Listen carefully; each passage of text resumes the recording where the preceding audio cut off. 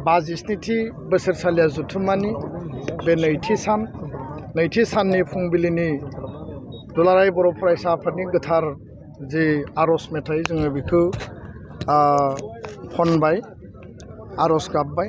बेनि उनाव दुलाराय बर' फरायसा आफादनि गोमो गाब दाहाल आरो थुंग्रिनि बे फिरफिलाखौ जोङो अख्राङाव उदाङै बिरहोबाय।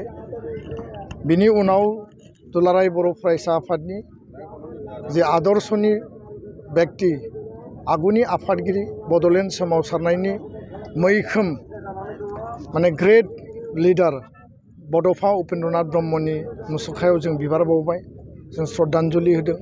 मुंख्लं गेदेमा बिथांमोननो जोङो बिबार बावदों आरो बर' हारिनि गेदेमा सुबुंफोर जायफोरा हारिनि थाखाय खामानि मावनानै मुलुगनिफ्राय बिदाय लाबाय बिथांमोननो जों बिबार बावदों आरो बे खामानिफोरखौ जों मावफुंबाय। दसे समनि उनाव जोंनि पद्मश्री बान्था मोननाय, जोंनि साहित्य एकाडेमि बान्था मोननाय, APSCआव उथ्रिसार जानाय, एबसुजों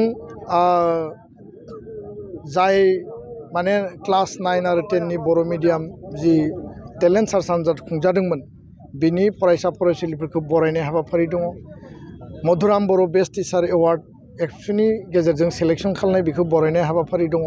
आसाम गौरब मोननाय बिथांमोनखौ बरायनाय हाबाफारि दङ आरो लोगोनो जोंहा युथ आरो इडुकेसन कनक्लेभ जागोन। Empowering youth for vibrant Bodoland and a Viksit Bharat, भिकसित जौगासार भारतखौ टारगेट खालामनानै बर' हारि गेरेमसा दानायनि बा गेरेमसा हारि दानायनि बे बिथिंखौ लानानै जों सावरायगोन आरो बेयाव प्राय 20,000 स्टुडेन्टआ बेयाव बाहागो लागोन। कलेजनि, इउनिभार्सिटिनि, स्कुलनि गुबुन जिल्लानिफ्राय बेयाव सफैगोन। बे हाबाफारियाव आसामनि सोलोंथाइ मन्थ्रि मानगोनां डक्टर रनज पेगुआ फैगासिनो, बिटिआरनि गाहाय मानगोनां प्रमद बर'आ बिथाङा बाहागो लागोन आरो हारियानानि महर्षि वाल्मीकि संस्कृत विश्वविद्यालयनि vice chancellor professor Ramesh Bhardwaj बिथाङा बाहागो लागोन। बेंगलरनि इसर'निफ्राय सफैनाय senior most scientist doctor Sudhir Kumar and बिथाङा बाहागो लागोन। गुवाहाटी प्लेनेटरियामनि किउरेटर मानगोनां बिथां बाबुल चन्द्र बरा बिथाङा बाहागो लागोन। साइन्सनि बेयाव एग्जिबिसन दङ आरो साइन्स मेला बेयाव दसे समनि उनाव जागोन। लोगोनो जोङो बर' मिडियाम, मादार टां मिडियाम आरो राष्ट्रीय शिक्षा नीतिनि सायाव सावरायगोन, जेराव तरेन बर' मानगोनां बिथाङा बाहागो लागोन आरो मानगोनां डक्टर समुजुल कुमार भट्टाचार्य आसुनि चिफ एडभाइजार बिथाङा बाहागो लागोन। प्राय 60टानिबो बारा कलेज इउनिभार्सिटिनि प्रिन्सिपाल प्रफेसार आरो प्राय 3000नि बारा जोंनि फोरोंगिरिफ्रा बेयाव बाहागो लागोन। मिजिंथिदों बे हाबाफारिया मोजाङैनो जाफुंसारगोन। सोलोंथाइखौ लानानै एबसुआ मोन्थोर हिसाबै, मिशन हिसाबै खामानि मावगासिनो आरो बे जोंनि दिनैनि हाबाफारि मोनाबिलियाव जोंहा आरोबाव थान्दै मेल नैथि खेबनि थाखाय बेयाव जागोन। दा बे बुब्लियाव आङो फिरफिला बिरहोनायनि बे समाव आङो बेखौनो बुंनो हास्थायो जे दुलाराय बर' फरायसा आफादनि जि फिरफिला गोमो गाबनि, जों मंगलीय फोलेरनि दाहाल थुंग्रिया जुजिनायनि मोनसे नेरसोन आरो मोन्थोर आरो बे फिरफिलाया अख्राङाव अराय उदाङै बिरनानै थायो। अराय उदाङै बिरनानै थानायखौ जों हास्थायो आरो खुनु कारनाव दुलाराय बर' फरायसा आफादा जोंनि जि उदां जि गोसो, उदां हारि हिसाबै जोङो जौगानो लुबैनाय बेखौ जों मालाबाबो गाहायाव फैनो होआ। बे जोंनि माने समायखिरा।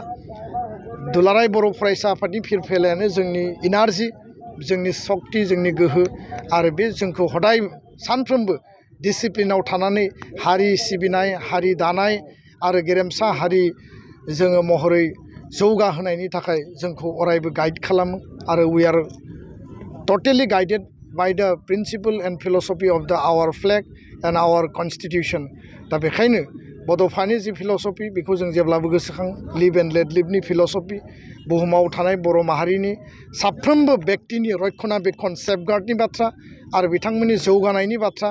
खुनु बर' सुबुङा जाहाथे माने बिथांमोना रैखाथि गैयै माने भाबै जाहाथे थांना थानो गोनां जाया। बे नेपालनि मेसेयाव था, बांलादेशआव था, त्रिपुरायाव था, आसामनि, बेंगलनि, बड'लेण्डनि जि खनायाव थाया मानो बिटिआरआव, बर' कसारि काउन्सिलाव, कार्बि आंलं, डिमा हासाव जोङो रैखाथि गोनाङै थानांगोन। बे एबसुनि बे जि माने जोंनि मावनो गोनां डिउटि आरो रेसपन्सिबिलिटि आरो बे प्राइमारि डिउटि।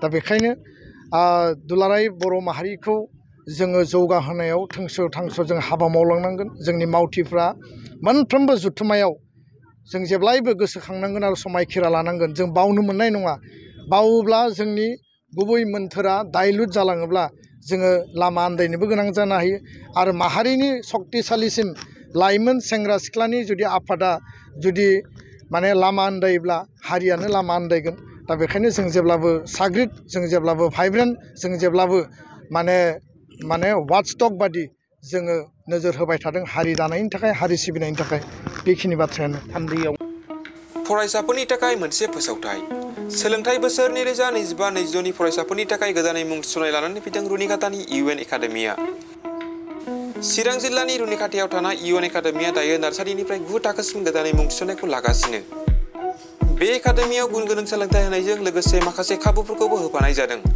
हौवासा आरो हिन्जावसाफोरनि थाखाय आलादा आलादा हस्टेल दं आरो हस्टेलाव थानाय फरायसाफोरखौ जुनियायै फोरोंथाइ होनायनि खाबुबो होनाय जादों लोगोसेनो फरायसाफोरनि थाखाय कम्पिउटार सोलोंनाय गेलेनाय योगानि खाबुखौबो रुनिखातानि इउएन एकाडेमियाव मोनफागोन गोसो गोनां फरायसाफोरा रुनिखातानि इउएन एकाडेमियाव दानिफ्रायनो मुंखौ थिसननो हागोन आरो मुं थिसननायनि बागै आबुं बाथ्राखौ मिथिनोब्ला नैबे मबाइल नाम्बार 9101444619 नङाब्ला 9706177397 आव थोंजों फोनांजाब खालामनो हागोन